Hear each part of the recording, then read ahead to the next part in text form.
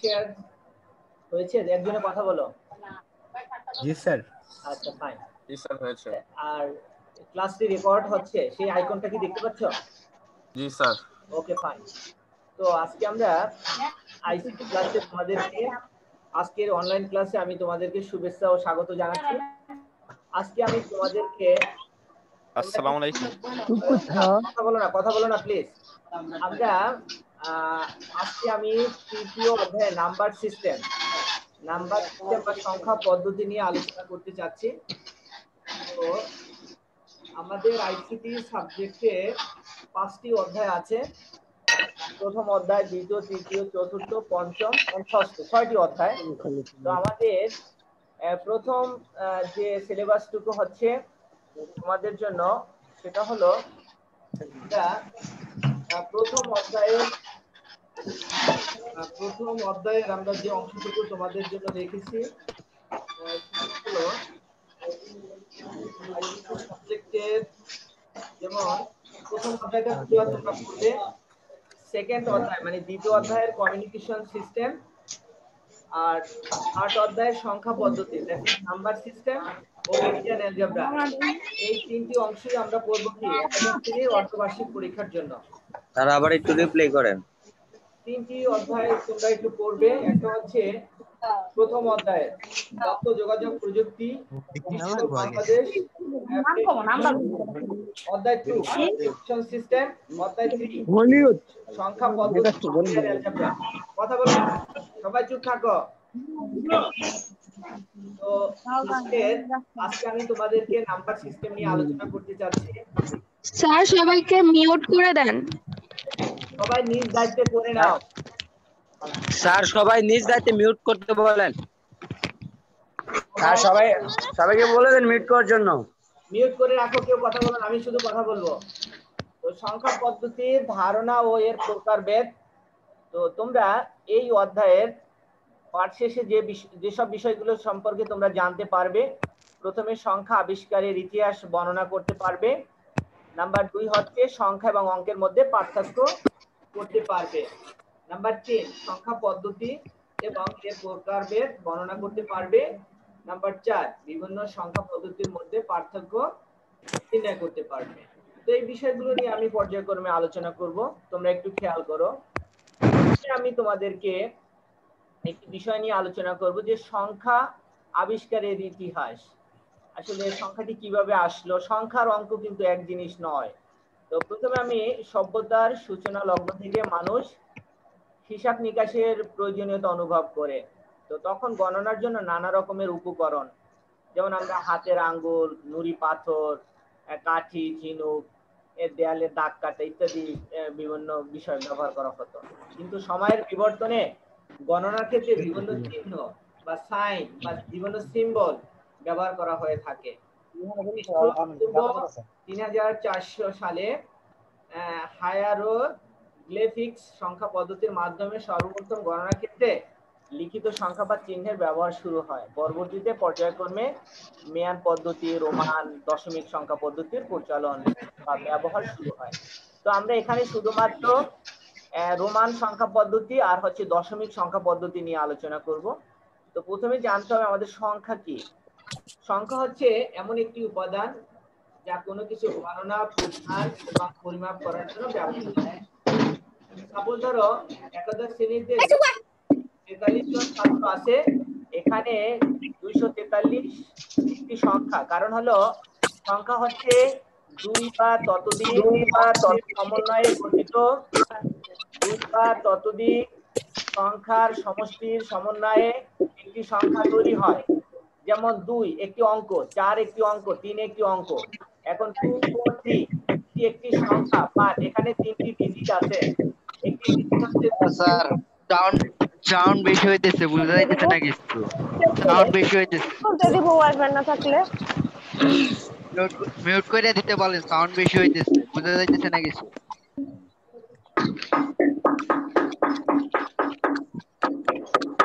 এত বাইরে বাইরে করতেছে কি? স্যার বাইরে বাইরে করতেছে, অনেক সাউন্ড হইতেছে। স্যারের সাথে ভিডিও কলে জয়েন করা যায়। উইদাউট ভিডিও আমাদের কল্পনা এই ব্যবস্থাটা ভিভো আমরা তোর কথা অফ করে দেন। কে ঢুল পিড়ায় এটা কে ঢুল পিড়ায়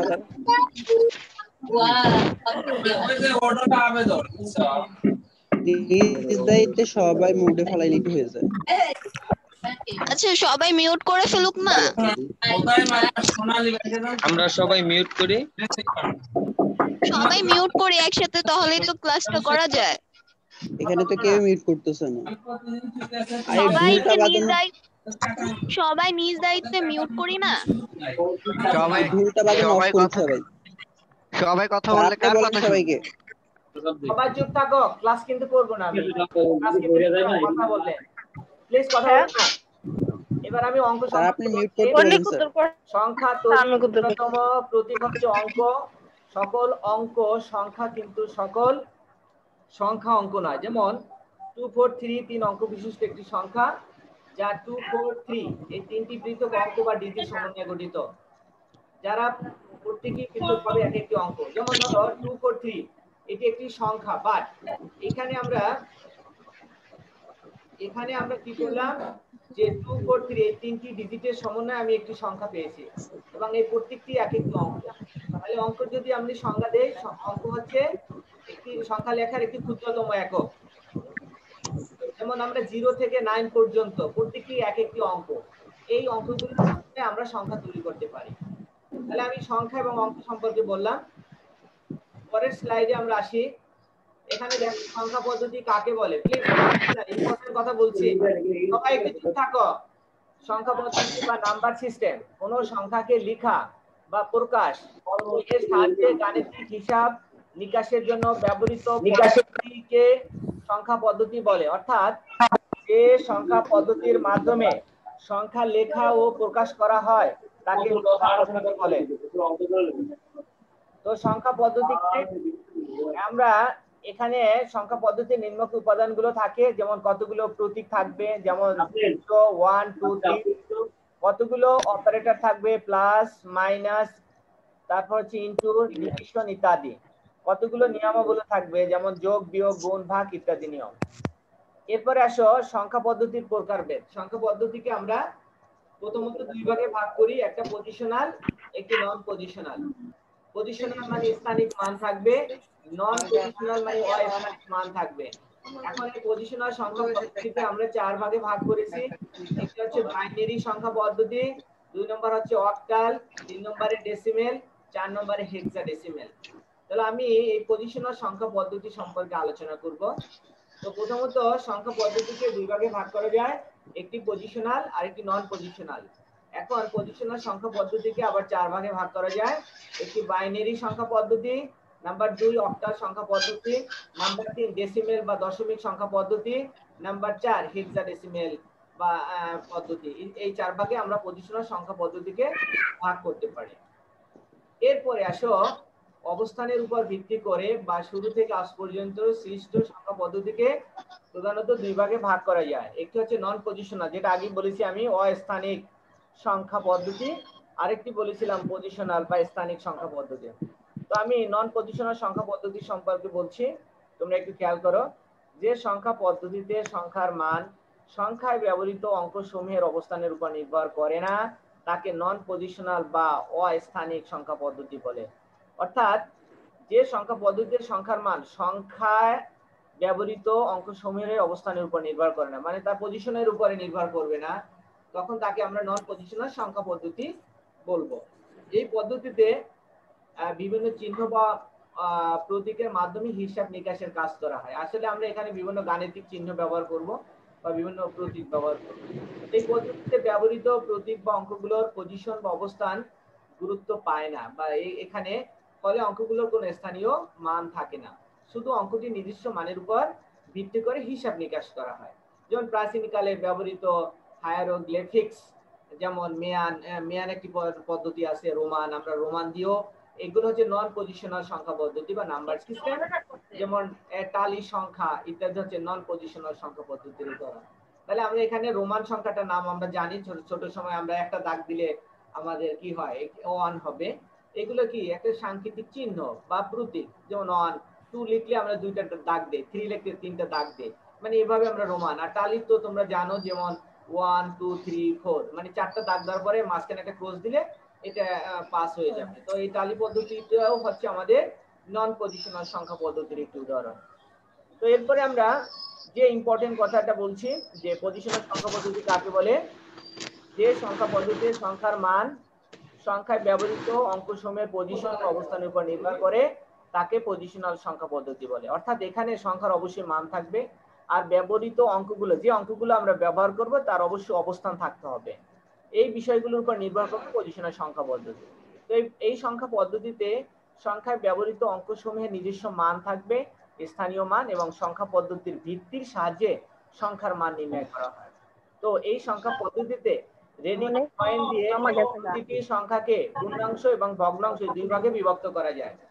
এখানে একটি ইম্পর্টেন্ট কথা বলছি, যে পজিশনাল সংখ্যা পদ্ধতিতে অবশ্যই অঙ্কগুলো নিজস্ব মান থাকবে, তারপর মান থাকবে, তারপর সংখ্যা পদ্ধতির ভিত্তি থাকবে। ভিত্তি মানে বেস, অর্থাৎ একটি সংখ্যা পদ্ধতি লেখার জন্য ব্যবহৃত মোট সংখ্যাকে উক্ত সংখ্যা পদ্ধতির বেস বা ভিত্তি বলে। অর্থাৎ একটি সংখ্যা পদ্ধতি লিখতে যে কয়টি মৌলিক অঙ্ক বা চিহ্ন ব্যবহৃত হয় তার মোট সংখ্যাকে উক্ত সংখ্যা পদ্ধতির বেস বা ভিত্তি বলে। এখন এই পজিশনাল সংখ্যা পদ্ধতি লিখতে হলে একটি রেডিক্স পয়েন্টের প্রয়োজন হয়।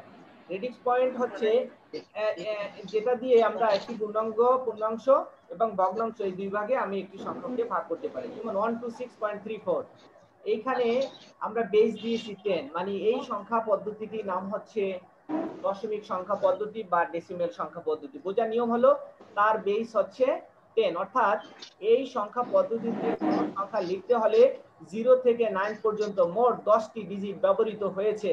এই জন্য উক্ত সংখ্যা পদ্ধতি থেকে আমরা ডেসিমেল বা দশমিক সংখ্যা পদ্ধতি বলি, যার বেস বা ভিত্তি হচ্ছে 10। এবারে আসো, আচ্ছা তোমাদের কি বুঝতে কোনো অসুবিধা হচ্ছে বলো? স্যার পার্টিসিপেন্টে ম্যাক্সিমাম 100 দেওয়া, তাই স্যার অনেকেই স্যার ঢুকতে পারতেছে না স্যার। ঢোকার প্রয়োজন নেই, ক্লাসটা তোমরা ইসে পাবে, এই যে কি বলে কলেজের পেজে পেয়ে যাবে। আমার এই ক্লাসটা আমি কিছুক্ষণের মধ্যে দিয়ে দেব, ক্লাসটা শেষ হলে। অসুবিধার কোনো কারণ নেই, কারণ এখানে লিমিটেশন হচ্ছে 100 student to connected with me in online class by using the Zoom software. That's why don't be hesitant and don't be hesitation. Okay, so there is no any problem I think. So কোন সংখ্যা পদ্ধতিতে সংখ্যার কোন অঙ্কের স্থানীয় মান হলো সংখ্যাটির বেস বা অঙ্কের পজিশন। অর্থাৎ পজিশনাল সংখ্যা পদ্ধতিতে কোন সংখ্যার পূর্ণাংশের অঙ্কগুলো পজিশন শুরু হয় 0 থেকে ডান দিক থেকে বামে, এবং ভগ্নাংশের অঙ্কগুলো পজিশন শুরু হয় 1 থেকে, অর্থাৎ বাম থেকে ডান দিকে। যেমন ধরো 1.26.34 বেস আসছে 10, তো সংখ্যাটি দুই অঙ্কটির স্থানীয় মান হলো 10, এবং এখানে 10 লেখা আছে, এবং এই অঙ্কটির স্থানীয় মান হলো 10 অর্থাৎ 100। আমি 10 এ যদি বেস 1 দিই তাহলে এটা 10 হবে, বেস 2 দিলে কি 100 হবে। তো এভাবেই আমরা সংখ্যা পদ্ধতি। আর বুঝি নাই, কোনটা বুঝি নাই স্যার? আরেকবার যদি বলতেন স্যার প্লিজ। আচ্ছা শোনো, আমরা যদি কোন সংখ্যা পদ্ধতির বেস নির্ধারণ করতে চাই তাহলে আমাদের এই সংখ্যা পদ্ধতিতে ব্যবহৃত কয়টি অঙ্ক আসলে ব্যবহার করা হয়েছে সেটা থেকে আমাদেরকে বুঝতে হবে। ধরো আমি এখানে বেসটা 10 লিখছি। 10 কেন লিখলাম? কারণ এইখানে 0 থেকে 9 পর্যন্ত মোট 10টি অঙ্ক আমি এই উক্ত সংখ্যা পদ্ধতিতে ব্যবহার করেছি, সেই জন্য এই সংখ্যা পদ্ধতিটিকে দশমিক সংখ্যা পদ্ধতি বলা হয়। কারণ এই প্রত্যেকটি অঙ্কেরই এক একটি স্থানীয় মান আছে, এবং তার নিজস্ব মানও থাকবে এবং বেসও থাকবে। বুঝতে পারছো? জি স্যার। এবার কি বুঝছো? পরের অংশে যাই, আমি পরের স্লাইডে একটু খেয়াল করো। দেখো, এই পজিশনাল সংখ্যা পদ্ধতির একটি সংখ্যার বিভিন্ন অংশ থাকে। একটা হচ্ছে এমএসবি আর একটা এলএসবি। প্লিজ কথা বলো না। এমএসবি হচ্ছে মোস্ট সিগনিফিকেন্ট বিট, বিট মানে বাইনারি ডিজিট, মোস্ট মানে অধিক গুরুত্ব, আর সিগনিফিকেন্ট তার স্লাইডটা দেখলে ভালোই তো। সরি, স্লাইডটা দেখলে ভালোই তো। কি দেখাবো স্যার? আপনি পড়ান। আচ্ছা শোনো, এমএসবি, এম মানে এম দ্বারা হচ্ছে মোস্ট, এস এর সিগনিফিকেন্ট, বিটের বিট, তাহলে এমএসবি মানে মোস্ট সিগনিফিকেন্ট বিট, তাহলে এম দ্বারা অধিক মানে গুরুত্ব, আর সিগনিফিকেন্ট মানে গুরুত্ব, আর বি দ্বারা বিট বোঝায়, বিট মানে binary digit. LSB least significant bit, least significant bit LSB, এটা হচ্ছে কম গুরুত্বের অঙ্ক। আর মাঝখানে যে পয়েন্টটি দেখো এটাকে রেডিক্স পয়েন্ট বলা হয়। আর এখানে এই প্রত্যেকটি এক একটি ডিজিট 5 6 2 1 9, এটা হচ্ছে এক একটি অঙ্ক বা এক একটি ডিজিট, এবং এই মাঝখানে এই অংশটাকে বলা হয় রেডিক্স পয়েন্ট। আর এখানে 3 4 5 2 এগুলো এক একটা ডিজিট, কিন্তু এই পরে অংশটুকে বলা হয় ভগ্নাংশ। যার এবং এর পরে ডট ডট দেওয়া আছে যাকে পৌনঃপুনিক বলা হয়। আর এইখানে আমরা 0 থেকে 9 পর্যন্ত প্রত্যেকটি ডিজিটই এই সংখ্যা পদ্ধতিতে ব্যবহার করেছি এই জন্য, এবং তার বেস হচ্ছে 10। এই জন্য এই উক্ত সংখ্যা পদ্ধতিটাকে দশমিক সংখ্যা পদ্ধতি বলা হয়, যার বেস হচ্ছে 10। সবাই বিষয়টা বুঝছো এখানে আমি যেটা বুঝাতে চেয়েছি? আরেকবার বোঝান। এমএসবি হচ্ছে মোস্ট সিগনিফিক্যান্ট বিট, মানে এটা দ্বারা বোঝাচ্ছে সর্বোচ্চ গুরুত্বের অঙ্ক। তুমি দেখো এখানে 5 6 2 1 9, এটা একটি পূর্ণ সংখ্যা। আমরা সংখ্যাগুলো দেখি সাধারণত বাম দিক থেকে ডান দিকে, তাহলে এটা পূর্ণ সংখ্যাটা লিখি ডান দিক থেকে বাম দিকে, সর্বোচ্চ গুরুত্বের অঙ্কটা বাম দিকে থাকবে। আর এলএসবি হচ্ছে লিস্ট সিগনিফিক্যান্ট বিট, তার মানে এখানে কথাটি হচ্ছে কম গুরুত্বের অঙ্কগুলো থাকে দশমিকের পর থেকে। দেখো এই দশমিক 3 4 5 2, তার মানে এখানে কম গুরুত্বের অঙ্কগুলো হচ্ছে এভাবে যাবে। হ্যাঁ, আর এখানে ডট ডট দ্বারা বোঝাচ্ছে পৌনঃপুনিক, আর এখানে 10 দ্বারা বোঝাচ্ছে তার বেস। বেস কেন এখানে 10? এটা একটি দশমিক সংখ্যা পদ্ধতি। বোঝার নিয়ম হলো যেখানে আমরা 0 থেকে 9 পর্যন্ত প্রত্যেকটি অঙ্ক বা ডিজিট ব্যবহার করেছি, এই জন্য তার ভিত্তি হচ্ছে 10। এই ভিত্তির কারণে উক্ত সংখ্যা পদ্ধতিকে আমরা দশমিক সংখ্যা পদ্ধতি বলি। পরে আসি আমরা পজিশনাল সংখ্যা পদ্ধতির প্রকারভেদ। পজিশনাল সংখ্যা পদ্ধতি 4 প্রকার, যেটা আগে আমি বলেছি। খুব খেয়াল করে শোনো সবাই। Binary, octal, decimal, hexadecimal. Sir দেখা যাচ্ছে না। কি দেখা যায় না? আর স্লাইডে টাকাতে কি করতেছে স্যার? স্যার ওদের মাইকটা অফ করতে বলেন তো। এইভাবে করো না, আমাকে ক্লাসটা নিতে দাও। হ্যাঁ,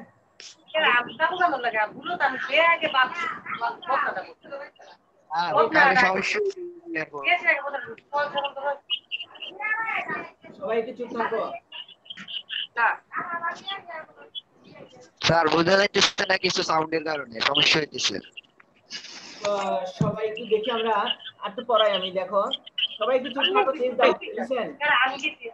স্যার আগে সাউন্ডটা অফ করেন, তারপর পড়া।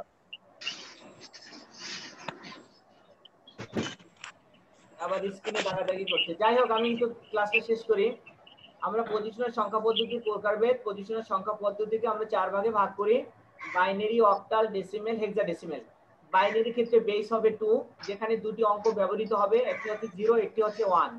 খেয়াল করো, অক্টালের ক্ষেত্রে 0 থেকে 7 পর্যন্ত মোট 8টি ডিজিট ব্যবহৃত হবে। 0 1 2 3 4 5 6 7, টোটাল 8টির জন্য এই উক্ত সংখ্যা পদ্ধতিকে আমরা অক্টাল বলবো। হেক্সাডেসিমেলের ক্ষেত্রে 0 থেকে 9 পর্যন্ত আমি টোটাল 10টি অঙ্ক ব্যবহার করব। এই জন্য হেক্সাডেসিমেলের ক্ষেত্রে তার 10টি ডিজিট ব্যবহৃত হবে এবং তার বেস হবে 10। হেক্সাডেসিমেলের ক্ষেত্রে 0 থেকে 9 পর্যন্ত তুমি অঙ্ক ব্যবহার করবে, এবং 10 থেকে 15 পর্যন্ত তুমি সাংকেতিক চিহ্ন, যেমন এ হলে 10 হবে, বি হলে 11 হবে, সি হলে 12, ই হলে 13, ই হলে 14, এফ হলে 15। তার মানে টোটাল 16 বা 16টি ডিজিট ব্যবহৃত হয়েছে হেক্সাডেসিমেল সংখ্যা পদ্ধতিতে। এবারে আমি তোমাদেরকে একটা পদ্ধতি সম্পর্কে আলোচনা করছি। প্রথমে দেখো বাইনারি সংখ্যা পদ্ধতি। প্লিজ কথা বলো না। বাইনারি, বাই শব্দের অর্থ হচ্ছে 2, অর্থাৎ যে সংখ্যা পদ্ধতিতে 0 এবং 1 এই দুটি প্রতীক বা চিহ্ন ব্যবহার করা হয় তাকে বাইনারি সংখ্যা পদ্ধতি বলে, যেখানে 0 এবং 1 হবে অবশ্যই। এবং এখানে আমরা দুটি অঙ্ক ব্যবহার করেছি, একটি 0 এবং একটি 1। এই জন্য তার বেস হবে 2। বেস কত হবে? 2, আর অঙ্ক হবে 0 এবং 1। এর বাইরে আর কোনো সংখ্যা পদ্ধতি হতে পারে না। তাহলে যেখানে 0 থাকবে আর যেখানে 1 থাকবে, তাহলে এই সংখ্যা পদ্ধতিকে আমরা বাইনারি সংখ্যা পদ্ধতি বলবো। যেমন দেখো 1010 বেস আছে 2, 1010 কথা কয় মুরগির শব্দ হয় দোল বাজায় খাবনা যেটা। তাহলে বাইনারি সংখ্যা পদ্ধতিতে আমরা দুইটি ডিজিট ব্যবহার করব, একটা 0 এবং একটা 1, যার জন্য তার বেস হবে পাস করাইতেছে না এস মানে ভিত্তি কত শুনে তো দিতেছে বাইনারি সংখ্যা কারণ মুরগি এই দুটি ব্যবহার ব্যবহার করা হয়। বেস 2 কিভাবে হলো? হ্যাঁ বলো বেস 2 স্যার কিভাবে আরেকবার হলো? নিয়মটা বলেন। বেস হচ্ছে কেন কারণ বলো? সংখ্যায় দুটো এইজন্য বেস 2। এখানে আমি দুটি অঙ্ক ব্যবহার করছি, একটি হচ্ছে 0 এবং একটি হচ্ছে 1। দুটি অঙ্ক স্যার, ব্যবহার করার জন্য তার বেস হচ্ছে 2। তার বেস হচ্ছে কত? 2। এবার বুঝছো? বেস জি কত? স্যার। স্যার 2। ইংল্যান্ডের গণিতবিদ জর্জ স্কুল বাইনারি সংখ্যা পদ্ধতি উদ্ভাবন করেন। বাইনারি সংখ্যা পদ্ধতি সবচেয়ে সরলতম পদ্ধতি। বাইনারি সংখ্যা পদ্ধতি 0 এবং 1 এই দুটি মৌলিক সংখ্যাকে বিট বলা হয়। আর 8টি বিটের গ্রুপ নিয়ে গঠিত হয় একটি বাইট। 1 বাইট সমান 8 বিট। 1 বাইট সমান 8 বিট। বিট মানে বাইনারি ডিজিট যেখানে 0 এবং 1 থাকবে। যেখানে 0 এবং 1 থাকবে তাহলে উক্ত সংখ্যা পদ্ধতিকে আমরা বাইনারি সংখ্যা পদ্ধতি বলবো। সবাই কি বুঝতে স্যার পারছো? তাহলে 1 কিলোবাইটে স্যার কয়টা বিট থাকবে? স্যার 1 কিলোবাইটে কয়টা বিট থাকবে? এখানে 1024 হচ্ছে তোমার বাইট। যেমন 1 মেগাবাইট হলে 1024 কিলোবাইট হবে। আবার ধরো 1 গিগাবাইট যদি হয় তাহলে 1024 মেগাবাইট হবে। বুঝতে পেরেছো এবার? জি স্যার। এই সবাই কি বুঝছো এটা? মানে এই যে তোমার বিট বাইট। জি স্যার। স্যার আমার জন্য আরেকবার বলবেন স্যার। স্যার আবার বলেন প্লিজ, আমিও বুঝি নাই। স্যার আমিও বুঝি না, আবার বলেন। বিট হচ্ছে বাইনারি ডিজিট যেখানে 0 এবং 1 এই দুটি অঙ্ক ব্যবহৃত হবে। এই জন্য এর বেস হচ্ছে 2। এই জন্য এর বেস হচ্ছে কি 2। বুঝছো? 2 আচ্ছা পরের স্লাইডে আসো। অক্টাল সংখ্যা পদ্ধতি সম্পর্কে বলছি, দেখো। কিসের শব্দ? অক্টাল সংখ্যা পদ্ধতি দেখো। অক্টাল শব্দের অর্থ হচ্ছে 8। এই সংখ্যা পদ্ধতিতে 8টি অঙ্ক ব্যবহৃত হবে। আমি এখানে লিখে দিয়েছি দেখো। এই 0 1 2 3 4 5 6 7 এই প্রতীক বা চিহ্নগুলো ব্যবহার করা হয় অক্টাল সংখ্যা পদ্ধতিতে। যেমন দেখো 1 2 0 এর বেস হচ্ছে 8। কেন বেসটা আমি 8 দিয়েছি? কারণ আমি 0 থেকে 7 পর্যন্ত টোটাল 8টি অঙ্ক বা ডিজিট ব্যবহার করেছি। এই জন্য এই সংখ্যা পদ্ধতিকে অক্টাল সংখ্যা পদ্ধতি বলা হয়। স্যার অক্টাল সংখ্যাটা কি? যেখানে তুমি 8টি ডিজিট ব্যবহার করবা 0 থেকে 7 পর্যন্ত।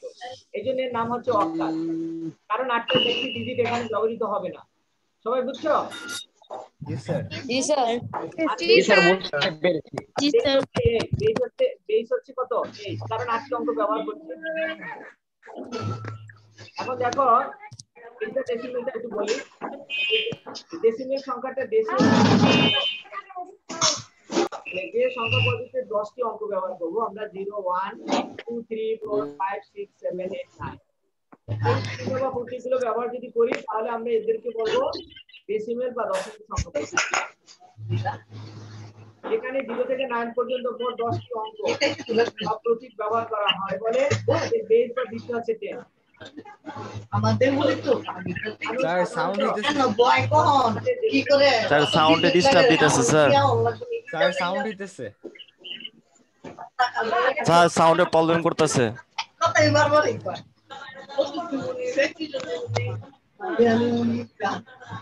এদের কোনো ম্যানার্স নাই।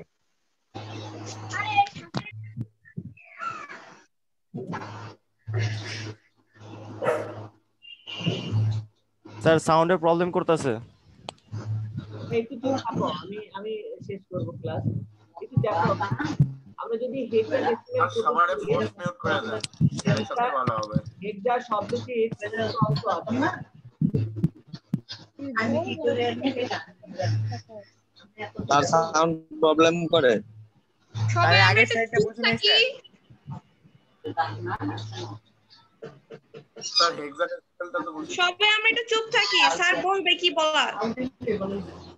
স্যার এর আগের স্লাইডটা বুঝি আমরা নাই। একটু দেখো আমি একটু বুঝাচ্ছি তোমাদের, একটু প্লিজ কথা বলো না। দেখো স্যার আগের লেকচারটা বুঝি নাই স্যার। শব্দ হচ্ছে প্লিজ মাইক অফ করে দাও। প্রশ্ন করার সময় মাইক অফ করলে মাইক অন করে নিতে হয়। আমার পাশে কি মুরগি আছে? আচ্ছা আর বেশিক্ষণ আমি আলোচনা করব না। দেখো হেক্সা ডেসিমেল সংখ্যা পদ্ধতি বলছি। হেক্সা ডেসিমেল শব্দের দুটি অংশ থাকে। একটি তার হলো সাউন্ডে সমস্যা করতেছে। সবাইকে ফোর্স মিউট করে দিন, বোঝা যাচ্ছে না স্যার ফোর্স মিউট করে দিন স্যার। এভাবে যদি এটা কি ক্লাস নাকি অন্য কিছু? তোমরা যদি এভাবে ডিস্টার্ব করো আমি আর ক্লাস না, এটা ক্লাস না, মাছের বাজার। মাছ বাজার, মাছ বাজার। স্যার মুরগির বাজার এর এটা। কাছে কিন্তু অল মিউটের অপশন মাছের আছে। বাজার হইতাছে, মাছ দেখছি। স্যার ফোর্স মিউট করে দেন, স্যার ফোর্স মিউট করে। স্যারের কথাই শোনা যাইতেছে না, সবাই এত কথা বলতেছে, স্যারের কথাই শোনা যাইতেছে না। সবাই আমরা চুপ থাকি তাহলে স্যার বলতে পারবে তো। এতজনে কথা বললে কার কথা শুনবো? আমরা নিজেরা কথা না বলি, স্যারের কথা শুনবো না তোমাদের কথা শুনবো, কিছুই তো বুঝতেছি না। স্যারের কথা শোনা যাইতেছে না, সবাই এত কথা বলতেছে। আমরা আমরা কি সবাই চুপ থেকে ক্লাসটা শোনা তো প্রয়োজন। সবাই আপনি মিউট করে এত কথা বললে আমরা স্যারের কথা বুঝবো কিভাবে? একটু চুপ করে প্লিজ। সবাই সাইলেন্ট থাকি। সবাই নিজ দায়িত্বে। তোমরা এই যে কাজগুলো করতেছো তোমাদের সাথে আর ক্লাস নিব না আমি, ঠিক আছে? ক্লাস নিব না, তোমরা আরে চুপ স্যার এখনো সাউন্ড হইতেছে। তোমাদের সাথে আর আপনি ফোর্স মিউট করে দেন। তোমাদের সাথে আর ক্লাস আমি নিব না এভাবে জুমে, ঠিক আছে? ওই ভিডিও দিয়ে দিব, ওই যেভাবে বুঝি সেভাবে তোমরা শিখে নিও। Hello sir. বলো। Hello sir. কি বলো? স্যার এখন কি তাহলে বই কিনবো না স্যার? আইসিটি কি কোনো বই কিনবো না? এই সেটা তোমাকে বলছি না যে তুমি বোর্ড বইটা কিনে ফেলো, তোমাকে বলছি না বোর্ড বইটা আগে কেনো, আগে কিনতে হবে তো। বোর্ড বইটা কেনো আগে, বোর্ড কিনছো একটা বই দেখে। এই কোন বই কিনছো তুমি এখন পর্যন্ত? না স্যার। তাহলে এত কথা বলো কেন তুমি? তোমাকে বলছি বোর্ড বইটা আগে কিনো তুমি আইসিটি, তারপর আমি পরে বইয়ের নাম দিচ্ছি তোমাদেরকে। কোথায়? আর আমার কাছে আগের বছরের এক বড় ভাইয়ের কাছ থেকে নরেন্দ্রনাথ আর কেন একটা কিনলি হলো, ওই যে পড়ে নিও নরেন্দ্রনাথ কি বলছে তুমি। হেক্সাডেসিমেল সংখ্যা পদ্ধতি দেখো, হেক্সাডেসিমেল শব্দটির দুটি অংশ, একটি হেক্সা মানে 6 আর ডেসিমেল মানে 10।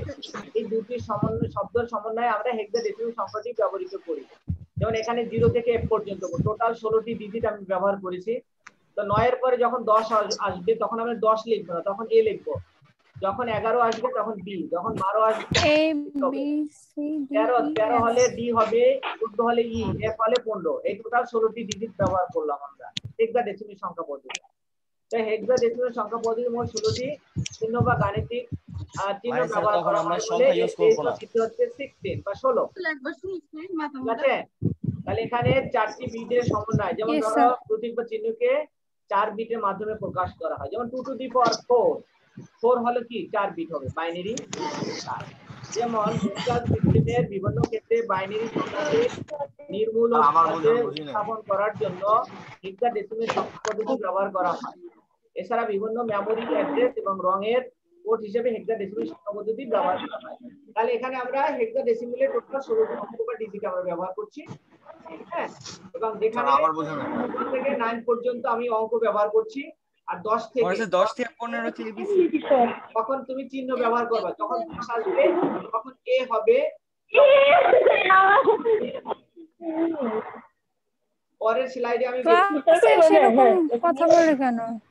একটু খেয়াল করো, লিসেন সবাই একটু দেখো, একটু দাগাদাগি করে কি করছে। স্যার এদের কোনো ম্যানার্স নেই। না থাকলে কি করার আছে বলো? দিনগুলো তো আসলে সাংঘাতিক কি আর বলা। কোন সব বস্তু থেকে উঠছে ক্লাসে শুধু শুধু ডিসকাস করা ভাই, এই জিনিসগুলো করা ঠিক। আবার ডাক দিতেছে স্যার। যে দাগাদাগি করছে ও জীবনে কিছু করতে পারবে। আর এখন তো সাউন্ডটা ঠিক আছে। একদম লাস্ট স্লাইডে আমি চলে যাচ্ছি। সংখ্যা পদ্ধতির বেস কাকে বলে তোমরা চাইলে একটু লিখে নিতে পারো। দেখো, কোন সংখ্যা পদ্ধতিতে ব্যবহৃত মৌলিক চিহ্নসমূহের মোট সংখ্যা বা সমষ্টিকে উক্ত সংখ্যা পদ্ধতির বেস বা ভিত্তি বলে। যেমন কোন একটি সংখ্যা কোন সংখ্যা পদ্ধতিতে লেখা তা বোঝানোর জন্য সংখ্যার সাথে বেস বা ভিত্তি হিসেবে লিখতে হয়। কোন সংখ্যার ডান দিকে একটু নিচে এই কি হিসেবে এটা লেখা হয়। যেমন দেখো 1010 এর বেস হচ্ছে 2, 10120 এর বেস হচ্ছে 8, যেহেতু এটা অক্টাল। হেক্সাডেসিমাল কিন্তু বেস 10, হেক্সাডেসিমাল কিন্তু বেস হচ্ছে 16। তাহলে এক নজরে যদি তুমি দেখো নাম্বার সিস্টেম গুলো আমি এখানে লিখে দিয়েছি, binary, octal, hexadecimal, decimal, hexadecimal. আর বেস হিসেবে আমি এখানে দিয়েছি 2, 8, 10, 16। আর 2, 8, 10, 16। আর ইউজড ডিজিট হিসেবে আমি ব্যবহার করছি 0, 1। দেখো 0, 1, 2, 3 আপ টু 7 পর্যন্ত, 0 থেকে 9 পর্যন্ত, তারপর 0 থেকে 9 পর্যন্ত সংখ্যা, তারপরে a থেকে f পর্যন্ত। এগুলো হচ্ছে তোমার হেক্সাডেসিমালের ব্যবহৃত অঙ্ক। আর যার উদাহরণ আমি এখানে বা এক্সাম্পল গুলো আমি এখানে দিয়েছি। দেখো এই ছিল আজকের ক্লাসের টোটাল আউটপুট, এবং আশা করি তোমরা বুঝতে পারছো।